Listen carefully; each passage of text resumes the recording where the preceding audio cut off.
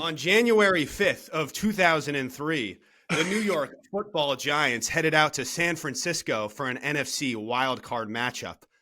At the game's conclusion, when Jason Sehorn walked off the field, little did we know that we would have to wait 20 plus years for a white man to end up at corner again.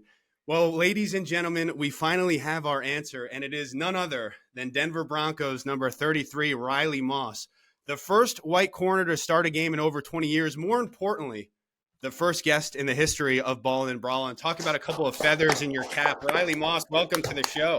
Thank you, sir. Thank you. It's a pleasure being here.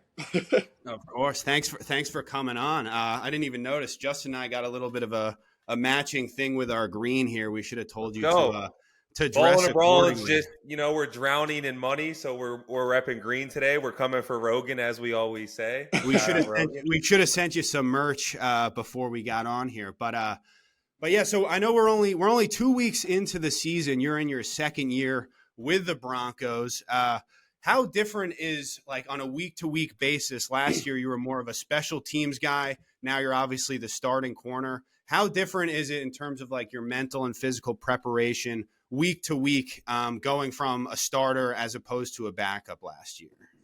Yeah, I'd say obviously it's a lot more snaps. After Seattle last week, it's been a year and a half since I had played a full 70 plus snap game. So my body was feeling it definitely, and I would say just the preparation part of it, it's more so just getting body work done, and a lot more film than obviously last year. I mean, I watched some film, but it wasn't as detrimental to what I needed to do. So I'd say there's a lot more that goes into it for sure.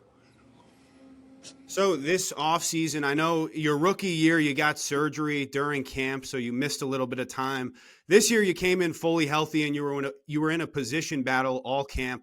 What's it like being in a position battle in the NFL? I know you're very close with all the guys in your position room. Is it tough kind of competing for a spot with a guy you're friends with?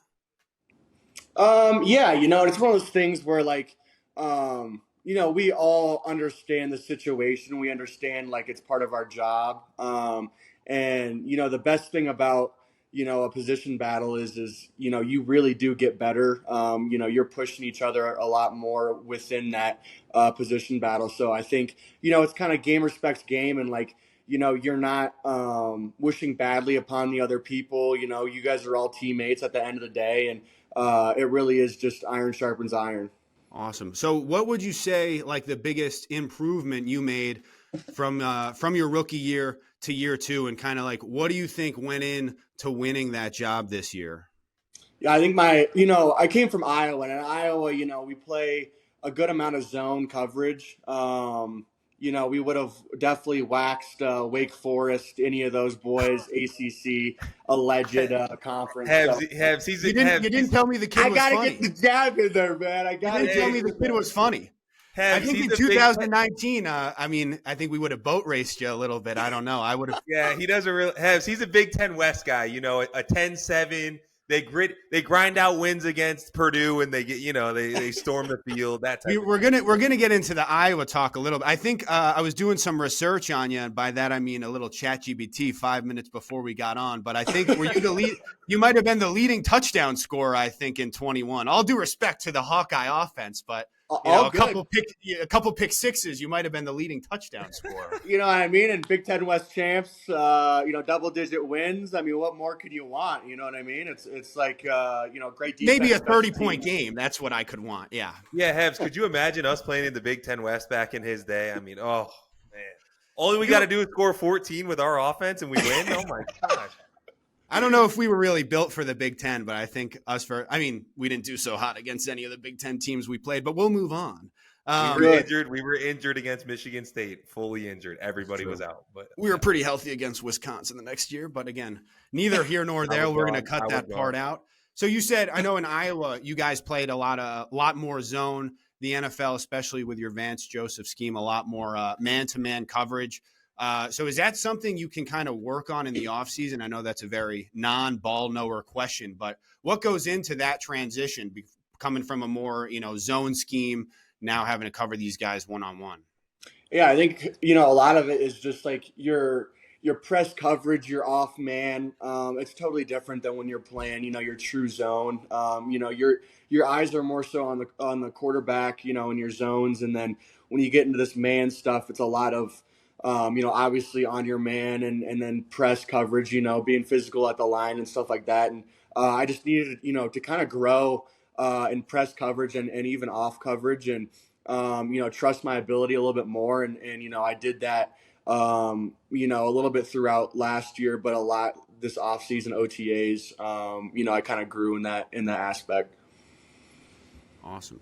A little more about Iowa. What goes in? You guys have sent so many DBs, you've sent players everywhere to the NFL, but specifically in the defensive backfield. What goes into that? You see these schools now, from one specific position group send a ton of guys to the NFL. Is that something that Iowa is doing differently than other schools?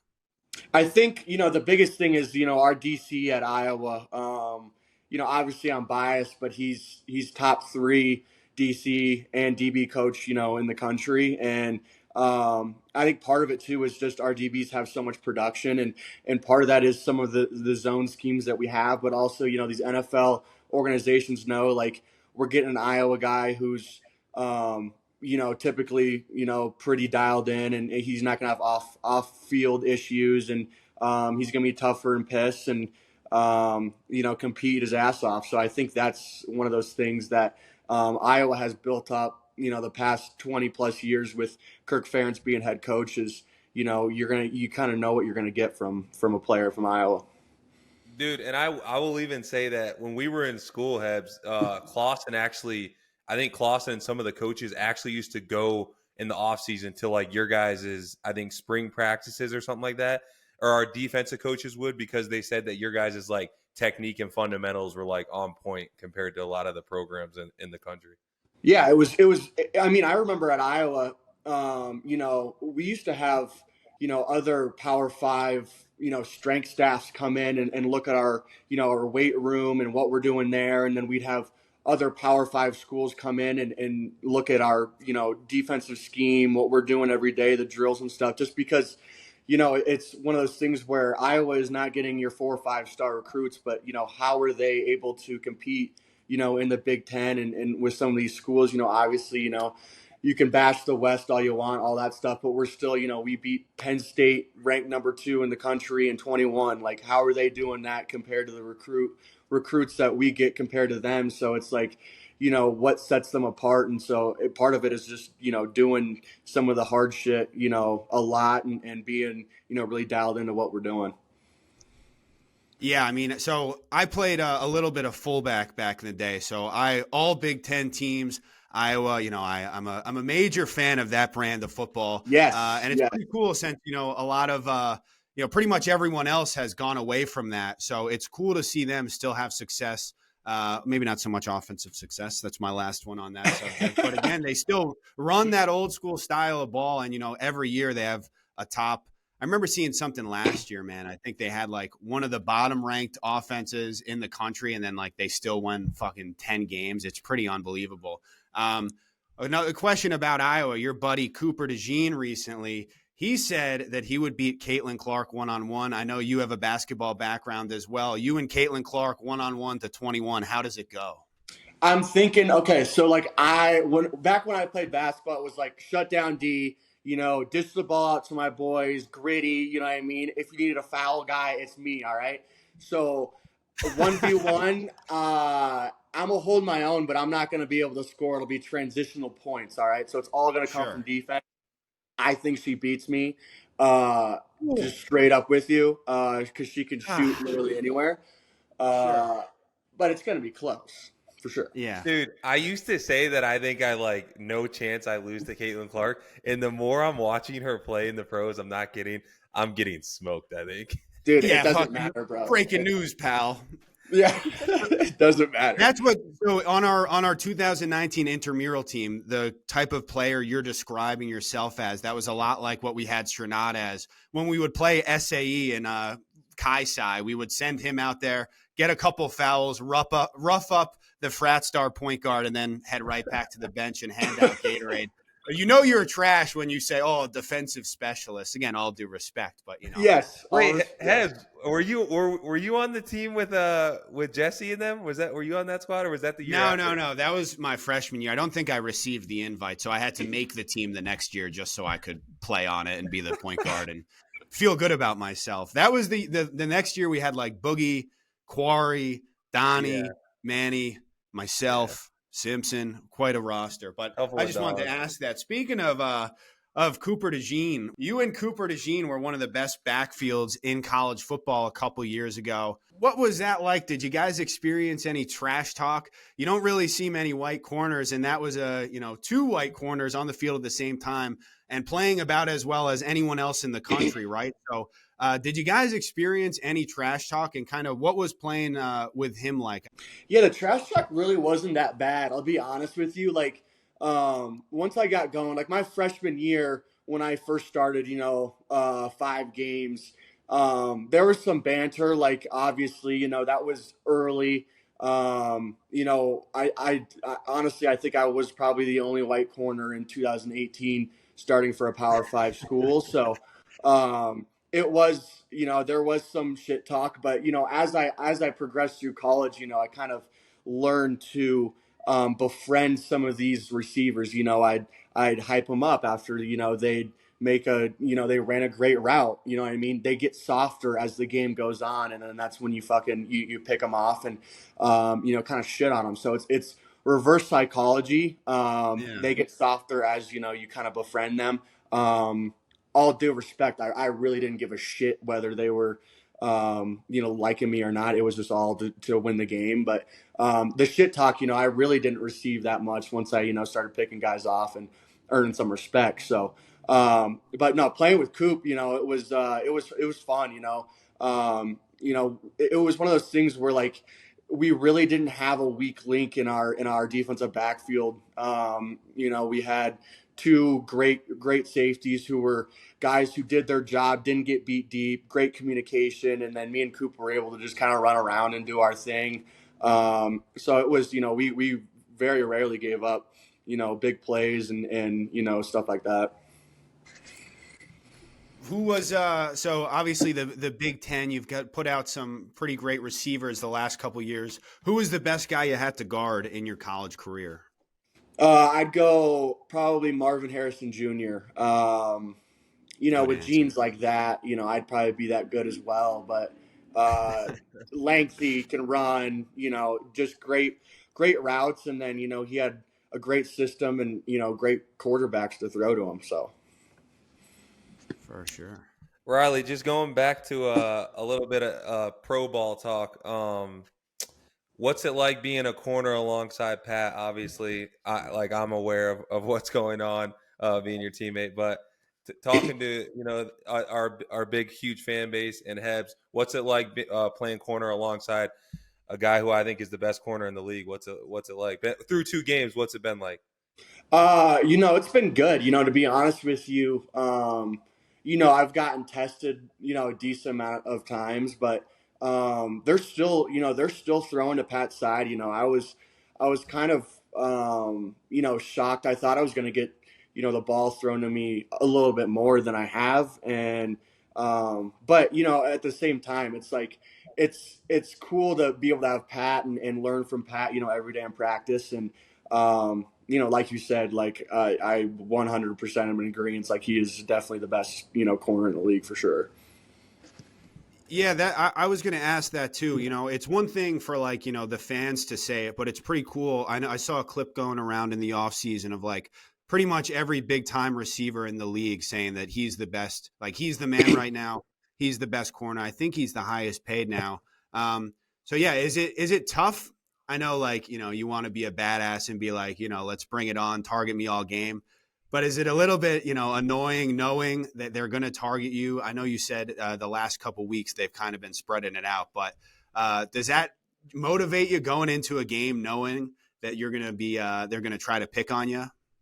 Yeah, it's been like that, since I started playing corner.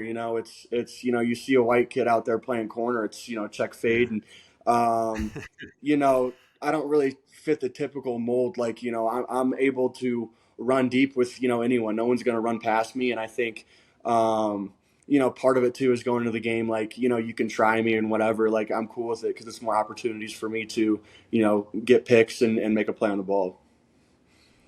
Yeah, well, since you brought it up, I certainly didn't. I know you get asked this ad nauseum, but like, for lack of better phrasing, what is it like being, like I said, that there was not a white corner starting in over 20 years. I get that this is an annoying question, but like, do you notice a difference? Is there like a difference you think in the way maybe you're treated as a white corner? And like, is that kind of like, what is that? How does that make you feel when people ask you this? Are you just done with the question, or are you kind of like, what, I am a bad motherfucker, Um, yeah, it's obviously it's a unique situation, and that's why I get the question all the time, and that's fine. I think, my goal is to, you know, play well enough where, it's not second guessed.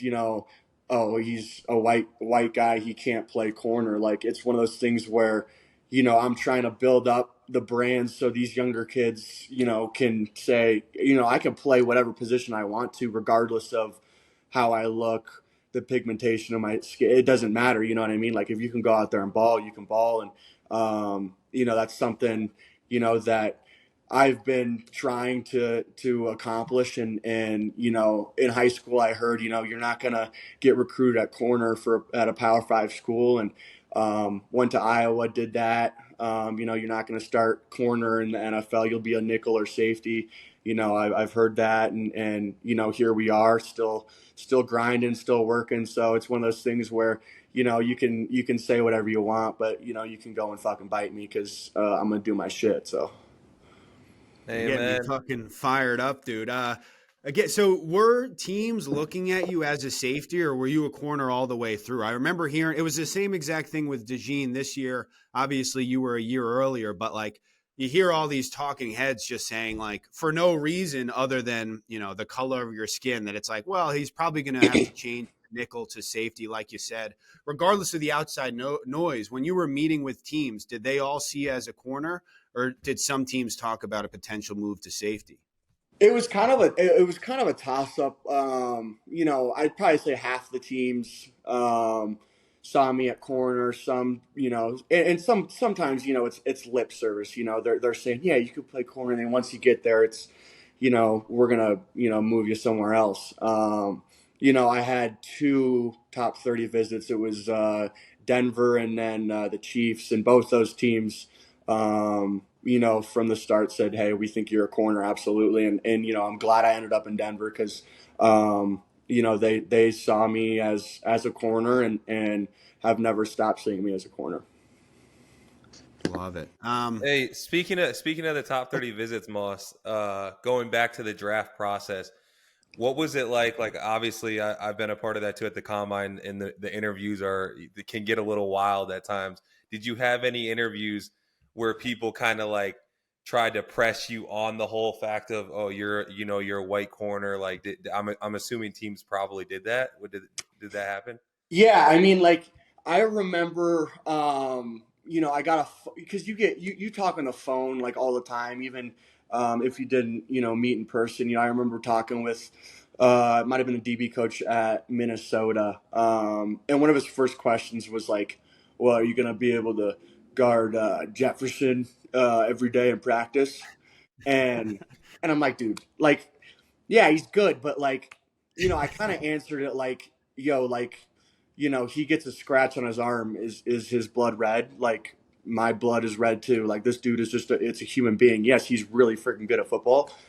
At the same time, it's like, do you think I'm gonna be scared because he's got this name and like all this stuff? It's like, no, it's you be an athlete, you go out there, you compete, and that's why we play the game. You know what I mean? So I mean, this whole thing about, well, are you gonna be able to?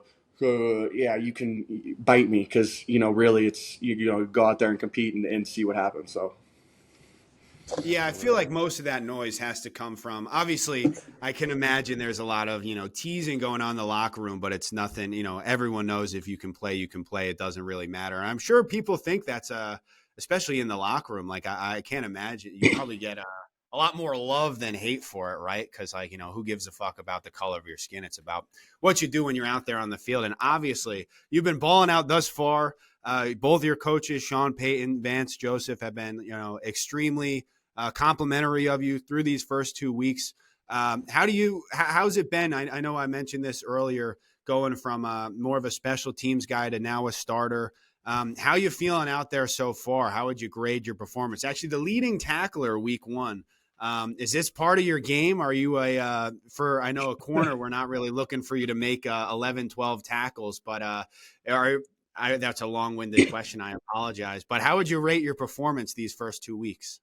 Yeah, I'm pretty critical on myself. I think there's a lot of room for improvement. I'm just glad that it's been a good start so far. I've gotten my feet wet. There's still some stuff that I got to work on and grow as a player, and as we need to grow as a team as well. On defense and offense, and I think that first week, 12 tackles. I don't know if that's a good thing for a corner.